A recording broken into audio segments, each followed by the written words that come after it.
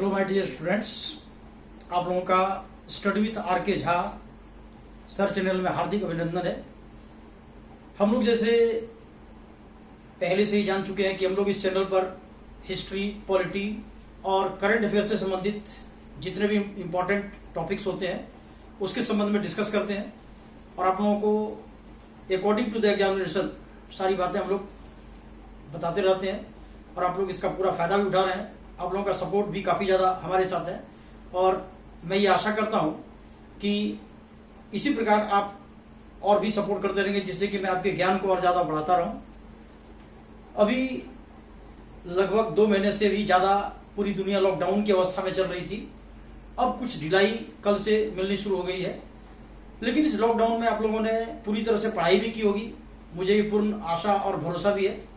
और इस प्रकार की जो महामारी की स्थिति होती है, ये जो पेंडेमिक डिजीज होते हैं, ये ऐसा देखा जा रहा है कि हर 100 साल में देखने को मिलता है। अगर आप 1720 में देखें तो प्लेग जैसी बीमारी बहुत ही घातक बीमारी थी। फिर 100 साल के बाद अगर आप देखते हैं 1820 में तो कोलरा बीमारी महामारी का रूप ले लिया था। फिर उसके 100 साल के बाद 1920 में जब आप देखते हैं तो स्पेनिश फ्लू जो पूरी दुनिया को काफी ज्यादा परेशान कर रखा था, और अब अभी कोविड-19 कोरोना वायरस। हालांकि इस वायरस से अभी छुटकारा दुनिया को नहीं मिल पाई है। दुनिया पूरी कोशिश में है कि इसके खिलाफ कोई वैक्सीन बनाए और जल्द से जल्द पूरी दुनिया में इसका प्रचार करें जिससे कि लोग निरंतरतापूर्वक अपना काम कर सके। लेकिन आप लोगों को मैं ये कहना चाहता हूं कि कोरोना वायरस अगर पूरी दुनिया में फैली हुई है तो एक तरह से आप इसे गुड अपॉर्चुनिटी के रूप में भी ले सकते हैं, क्योंकि परिस्थितियां इसी प्रकार हमेशा कुछ ना कुछ हमें परेशान करती हैं और हमें इस विपत्ति की स्थिति में भी इसका फायदा उठाना चाहिए, इस शुभ अवसर का फायदा उठाना चाहिए। आप लोग ये मान के चलो कि कोरोना वायरस अगर है तो ये हमें ये मैसेज देने का काम कर रहा है कि कुछ करो ना, यानी जो आप इस दुनिया में आए हुए हैं, जो आप बनना चाहते हैं उसको बनकर दिखाना है। क्योंकि अगर आप निराश बैठे रहेंगे तो इसी प्रकार समय निकलता रहेगा और फिर एक समय ऐसा आ जाएगा कि हम कहीं के नहीं रहेंगे। इसलिए आप निराश ना हो और पूरी तरह से तैयारी में लगे रहें। आज जो हम लोग डिस्कस करेंगे वो पॉलिटी के पोर्शन में आप लोगों को कुछ इंपॉर्टेंट बातें बताने जा रहा हूं जो काफी इंपॉर्टेंट है। अगर आप उतना पढ़ लेते हैं तो फिर आपको किसी तरह की कोई दिक्कत कभी नहीं आएगी और फिर आप किसी भी तरह के क्वेश्चंस पॉलिटी से संबंधित अगर आते हैं तो उसको आप बढ़िया से सॉल्व कर पाएंगे। तो चलिए हम लोग शुरू करते हैं आज का टॉपिक। सबसे पहले तो कुछ इंपॉर्टेंट फैक्ट्स आपको बताए जा रहे हैं जो पॉलिटी से संबंधित है। अगर आप उतना पढ़ लेते हैं तो फिर काफी आपको बेनिफिट मिलेगा और जब कॉन्स्टिट्यूशन ऑफ इंडिया जब मैं आपको पढ़ाऊंगा तो उसमें काफी आपको फायदा भी मिलेगा। जैसे अगर आपसे ये पूछा जाता है कि अगर ये क्वेश्चन आता है कि who is the father of political science, who is the father of political science, यानी राजनीति शास्त्र का जनक किसे कहा गया है,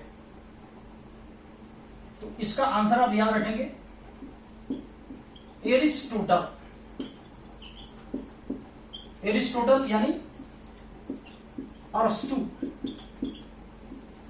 अरस्तु को राजनीति विज्ञान का जनक कहा गया है।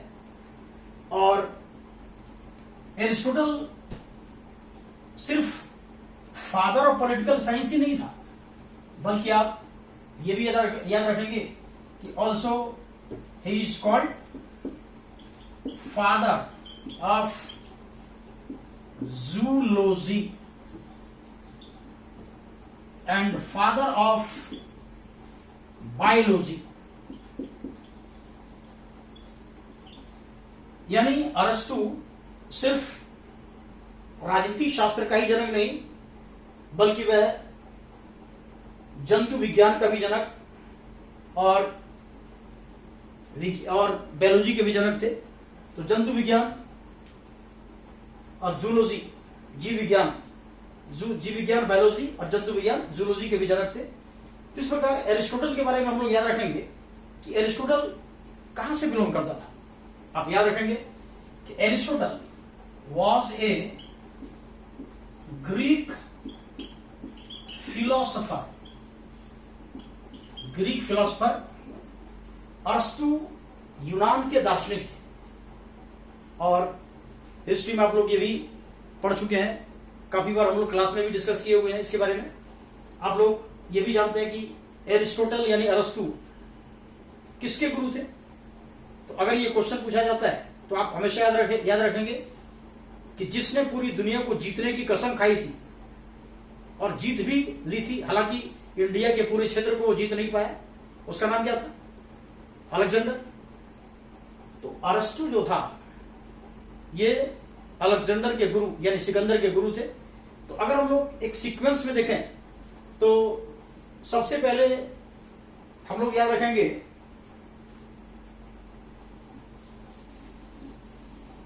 ग्रीक फिलोसोफर में आप सबसे पहले याद रखेंगे सोक्रेट्स। सोक्रेट्स यानी सुकरात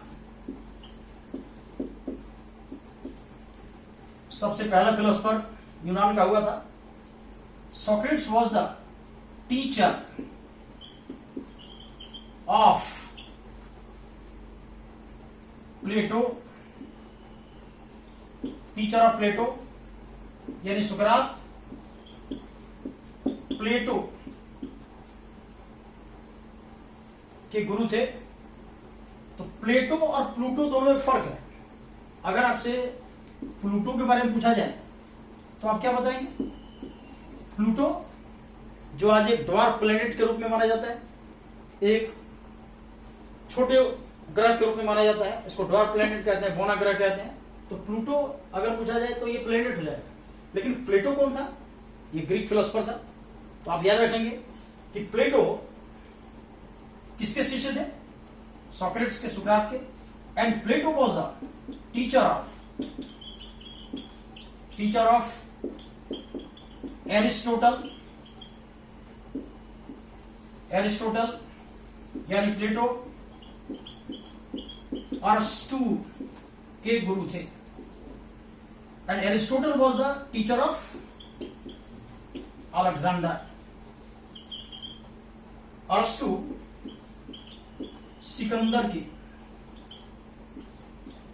सिकंदर के गुरु थे। तो इस प्रकार ये सीक्वेंस में भी हम लोग ये याद रखेंगे जो काफी बार आपके एग्जाम में पूछे जाते हैं, जिसमें से हम लोग याद रखेंगे कि सोक्रेट्स, प्लेटो एंड एरिस्टोटल ये तीनों ही ग्रीक फिलोसोफर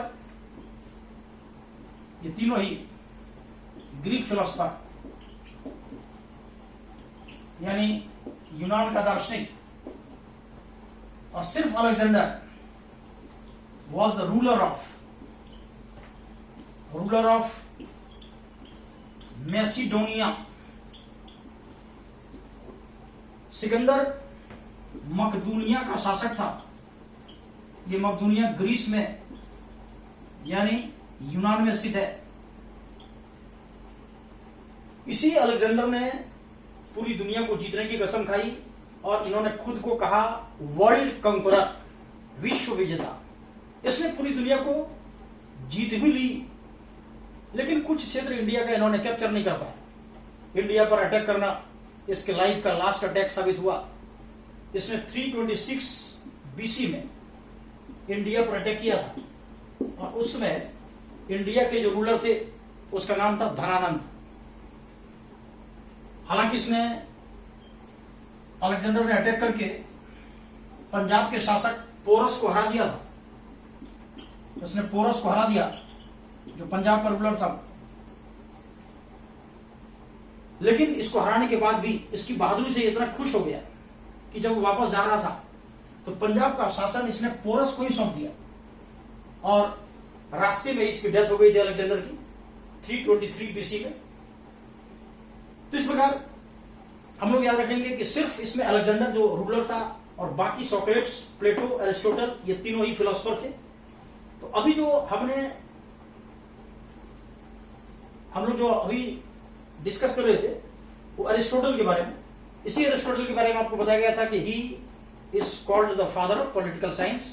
इन्होंने एक बहुत ही फेमस बुक लिखी, उस बुक का नाम पॉलिटिक्स है, जिसमें इन्होंने अपने राजनीतिक विचारों को वर्णन किया और उसी से पॉलिटिकल साइंस का जन्म हुआ।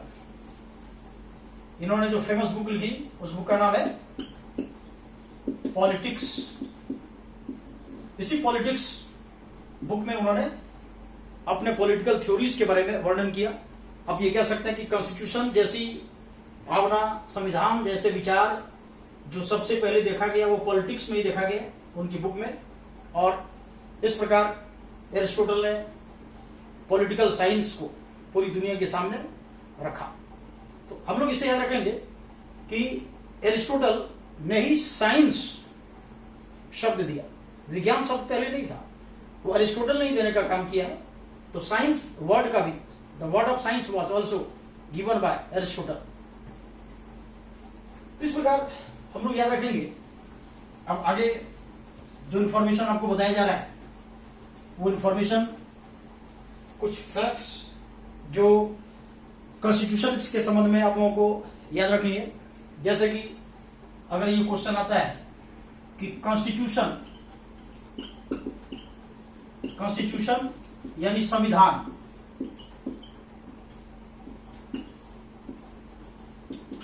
संविधान जैसा विचार, कंसेप्ट, आइडिया, ये सबसे पहले किस देश के द्वारा दिया गया? The idea of constitution was given by which country in the world at first? तो आप याद रखेंगे कि the idea of constitution was given by England at first. सबसे पहले दुनिया में संविधान का विचार इंग्लैंड के द्वारा दिया गया। इंग्लैंड में बिल ऑफ राइट्स नामक एक अधिकार पत्र बनाए गए। वैसे अगर देखा जाए तो 1215 में, 1215 में इंग्लैंड में मेग्ना कार्टा नामक एक अधिकार पत्र इंट्रोड्यूस किया गया। तब से ही कॉन्स्टिट्यूशन जैसी विचारधारा आनी शुरू हो गई। और जब बिल ऑफ राइट्स बनाया गया, लोगों के अधिकार बनाए गए, तो इसी को एक तरह से कॉन्स्टिट्यूशन के रूप में बाद में मान लिया गया। सबसे पहले इंग्लैंड में बिल ऑफ राइट्स को इंस्पायर करने का काम वहां के एक बहुत ही फेमस स्कॉलर जिसका नाम था जॉन लॉक ने, आप कह सकते हैं कि कॉन्स्टिट्यूशन को इंस्पायर किया। तो John Locke was the first person who introduced the concept of constitution. This concept was given in England at first when the Magna carta was produced in 1215 and after then the Bill of Rights was produced in England and this idea was inspired by John Locke, a great scholar of England। इस प्रकार आपको याद रखना है कि constitution का जो विचार सबसे पहले दिया गया वो इंग्लैंड के द्वारा दिया गया। और इस विचारधारा का जन्म किसके विचार से हुआ? तो जॉन लॉक के विचार से, जो इंग्लैंड के बहुत बड़े स्कॉलर थे। तो इस प्रकार संविधान इंग्लैंड से ही निकला। लेकिन बहुत आश्चर्य की बात कि जिस कंट्री ने दुनिया को संविधान के बारे में बताया, आज उसी कंट्री का कॉन्स्टिट्यूशन लिखा हुआ नहीं है, अनकोडेड है, अनरिटन है। तो हम लोग याद रखेंगे कि the British constitution is unwritten. Britain का संविधान लिखा हुआ नहीं है, अनरिटन है। The British constitution is unwritten, लिखा हुआ नहीं है, अनरिटन और अनकोडेड भी कह सकते हैं आप, अनकोडेड यानी अलिखित, अलिखित, लिखा हुआ नहीं है। तो फिर इंग्लैंड में शासन कैसे चलता है? क्योंकि बिना कॉन्स्टिट्यूशन का सरकार के जो राइट्स एंड ड्यूटीज हैं, पब्लिक के जो राइट्स एंड ड्यूटीज है, वो कैसे पता चलता होगा? एक्चुअली कॉन्स्टिट्यूशन का मतलब क्या होता है कि supreme law of the nation और स्टेट, किसी भी राष्ट्र का सर्वोच्च कानून को संविधान कहा जाता है। तो एक ही किताब में सारे नियम कानून पूरे देश से संबंधित, नागरिकता से संबंधित अगर किसी में वर्णन किया गया है तो उसको संविधान कहा जाता है। तो इंग्लैंड में कॉन्स्टिट्यूशन नामक कोई बुक नहीं है, लेकिन वहां पर गवर्नमेंट चलती है कन्वेंशन के आधार पर। वहां की जो सुप्रीम कोर्ट है वहां पर लॉज बनाते हैं, उस लॉज को भी एक कॉन्स्टिट्यूशन के रूप में ही देखा जाता है। मैंने आप कह सकते हैं कि इंग्लैंड में जो शासन चलता है वो परंपराओं पर आधारित है। वहां पर एक परंपरा बनी हुई है कि head of the nation, England की महारानी या इंग्लैंड का जो सम्राट होगा वो होगा, उसके पास एक कॉन्स्टिट्यूशनल राइट होंगे, लेकिन जितने भी प्रैक्टिकल पावर होगी वो सब प्राइम मिनिस्टर के पास होगा। और इस प्रकार हेड ऑफ द नेशन वहां की महारानी या वहां का सम्राट होता है, और जो एक्चुअल पावर वहां है वो वहां के पीएम के पास है। तो ये परंपरा बनी हुई है और उसी परंपरा के अनुकूल, उसी कन्वेंशन के अनुकूल वहां पर शासन चल रहा है। इंग्लैंड एक छोटा सा देश है, वहां पर सारे लोग पढ़े लिखे हैं, वहां के लोगों को अपने अधिकारों के बारे में नॉलेज है, और फिर अपने जो राइट्स एंड ड्यूटीज हैं उसके अकॉर्डिंग वहां पर लोग काम करते हैं। तो इसलिए वहां पर कोई फ्रिक्शन भी नहीं है। तो हम लोग याद रखेंगे कि दुनिया में अगर देखा जाए तो टोटल 5 कंट्रीज के कॉन्स्टिट्यूशन नहीं है, यानी टोटल 5 कंट्रीज ऐसे हैं जिसके कॉन्स्टिट्यूशन अनकोडेड है, अनरिटन है, अलिखित है। वो 5 देश और कौन कौन से हैं? एक तो आपने इंग्लैंड को लिख लिया, इसके बाद आप याद रखेंगे इजराइल का भी कॉन्स्टिट्यूशन लिखा हुआ नहीं है। इसके बाद सऊदी अरबिया,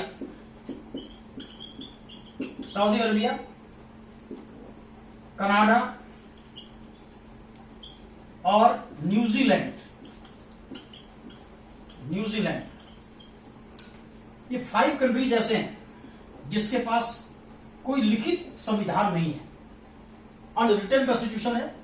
और इस प्रकार ये 5 देशों का नाम हम लोग को याद रखना है। तो इस प्रकार हम लोग इंग्लैंड के बारे में और 2-4 बातें याद रखेंगे। जैसे अगर आपसे ये पूछा जाता है कि इंग्लैंड तो ठीक है, लेकिन अगर आपसे ये पूछा जाए कि ग्रेट ब्रिटेन क्या है, ग्रेट ब्रिटेन क्या है,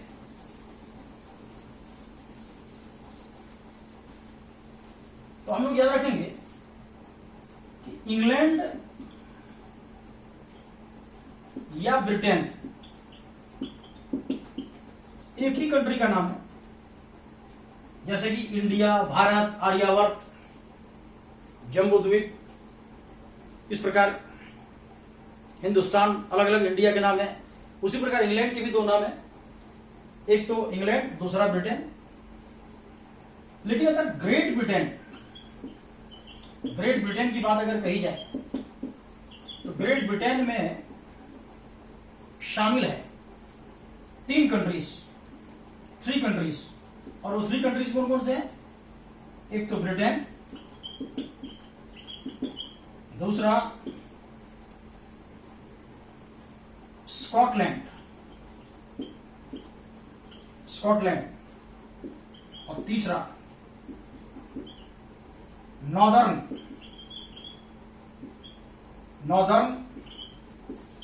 आयरलैंड। सिर्फ आयरलैंड अगर कहते हैं तो वही कंट्री है, लेकिन नॉर्दर्न आयरलैंड अगर लिखा जाता है तो वो पार्ट है किसका? ग्रेट ब्रिटेन का। तो इस प्रकार ब्रिटेन यानी इंग्लैंड, स्कॉटलैंड और नॉर्दर्न आयरलैंड, इस तीनों को मिलाकर बनता है ग्रेट ब्रिटेन। इसके बाद अगर आपसे पूछा जाए कि यूके क्या है, यूनाइटेड किंगडम क्या है, तो हम लोग याद रखेंगे कि यूके, जिसका फुल फॉर्म यूनाइटेड किंगडम,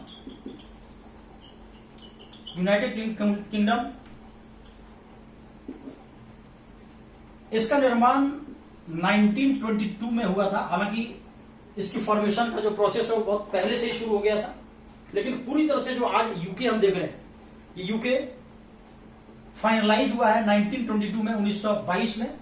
और UK is the group of 4 countries. UK 4 देशों का एक ग्रुप है, जिसमें से हम लोग याद रखेंगे Britain, Scotland, sorry northern Ireland UK का पार्ट है। इसमें आप याद रखेंगे कि यहां पर वेल्स, ग्रेट ब्रिटेन में वेल्स शामिल है, वेल्स। और यूके में नॉर्दर्न आयरलैंड, ये 4th कंट्री यहां पर शामिल है, नॉर्दर्न आयरलैंड, नॉर्दर्न आयरलैंड। तो ग्रेट ब्रिटेन में ब्रिटेन, स्कॉटलैंड, वेल्स, और फिर इसके बाद यूके में शामिल है ब्रिटेन, स्कॉटलैंड, वेल्स और नॉर्दर्न आयरलैंड। नॉर्दर्न आयरलैंड बाद में जोड़ा गया है। तो इस प्रकार यूके कंट्री के रूप में मान लिया गया है। इस चारों कंट्री का head of the nation England की महारानी या इंग्लैंड का सम्राट जो भी होता है उसमें उसको माना जाता है। तो इस प्रकार हम लोग ब्रिटेन, ग्रेट ब्रिटेन और यूके में फर्क याद रखेंगे। ग्रेट ब्रिटेन में 3 कंट्री शामिल है, ब्रिटेन, स्कॉटलैंड, वेल्स, और यूके में 4 कंट्री शामिल है, ब्रिटेन, स्कॉटलैंड, वेल्स और नॉर्दर्न आयरलैंड। इसे याद रखेंगे। हम लोग यूके के बारे में यह भी याद रखेंगे कि पूरी दुनिया में सबसे पहली बार प्राइम मिनिस्टर का जो पोस्ट बना, पीएम का जो पद बना है, ये सबसे पहले इंग्लैंड में ही बना। यानी आप याद रखेंगे the post of prime minister, the post of prime minister was introduced in England at first in the world। दुनिया में सबसे पहले प्रधानमंत्री का पद इंग्लैंड में ही बना। और हालांकि पीएम का पोस्ट तो अगर हम एंशियंट हिस्ट्री ऑफ इंडिया को पढ़ते हैं तो जब आप चाणक्य के बारे में पढ़ते हैं तो आपने सुना होगा कि वो चंद्रगुप्त मौर्य के टाइम में अमात्य के पोस्ट पर थे। अमात्य, तो अमात्य भी एक तरह से प्राइम मिनिस्टर ही होते थे, प्रधानमंत्री का पद ही होता था। लेकिन प्राइम मिनिस्टर वर्ड जो आया, प्रधानमंत्री का जो पद आया, ये पोस्ट जो आया था वो इंग्लैंड में सबसे पहले आया था। और सबसे पहला जो पीएम इंग्लैंड का बना उसका नाम था रॉबर्ट वॉलपोल। Robert Walpole